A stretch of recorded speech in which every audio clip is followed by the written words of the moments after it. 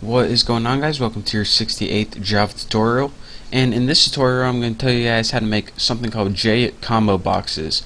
Now what a JComboBox is, it's pretty much just a drop down list, but that's what Java named it, so you know they had to be different. So let's go ahead and enough of the small talk, let's get started making it.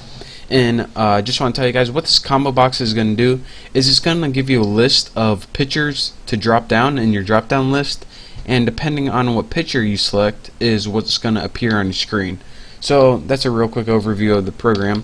So we need two variables. One's going to be the JComboBox, which is going to be the drop down list itself, and I'm just going to name mine box. You can name yours list if you want, but again I'm going to name mine box.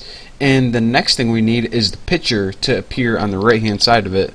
So I'm going to make it private J label, and the pictures are named J label in Java, and I'm going to name my variable picture.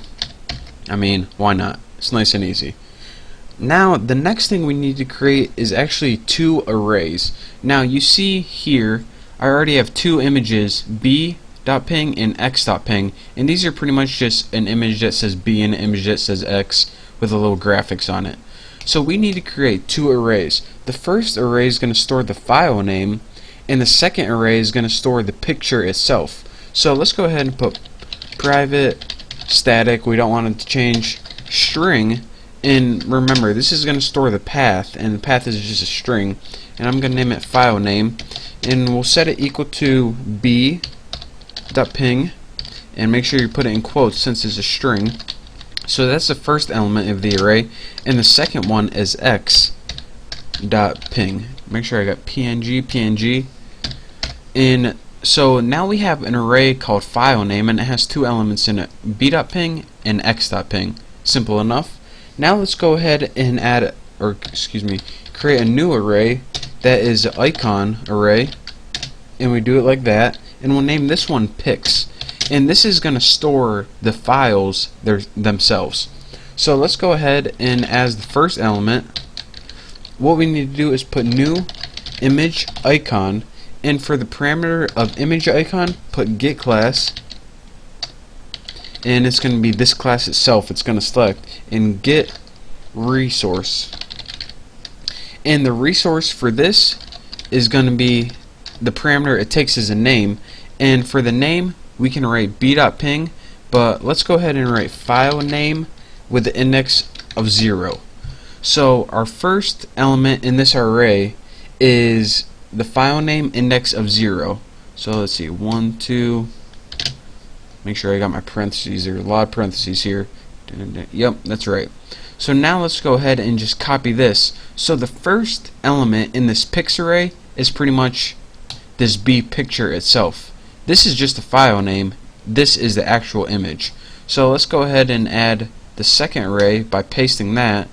And the second element is file name 1. Remember, arrays start at 0 and then the next one is 1. So now we can go ahead and go to our next line.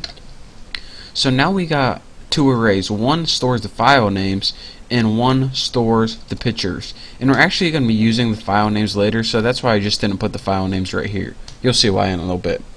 So now that we got all our variables and arrays, we can go ahead and start building the constructor like we always do.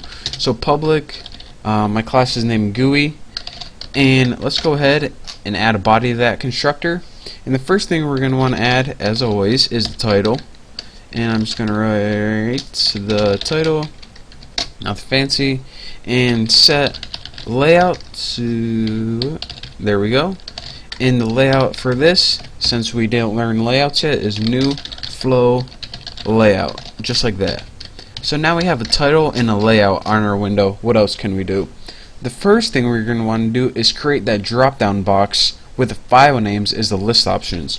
So I'm going to take that box variable that I created up here and set it equal to new JComboBox, if I can spell, and the parameter it takes here is an array of options.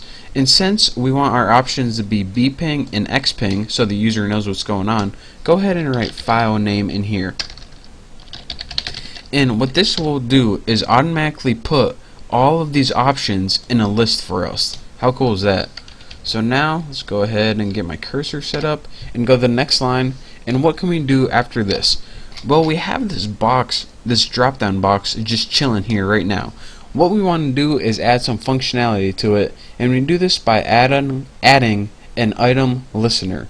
So actually I'm going to do this in the next tutorial, since it's going to take well, I know I'm going to run out of time in this tutorial, but an overview right now. We created a box, we created a variable for the picture that we want to appear on the right side of the drop down box, we created an array of file names, an array of images, of my two images, we added a title, set the layout for our window, and we added a box to the window.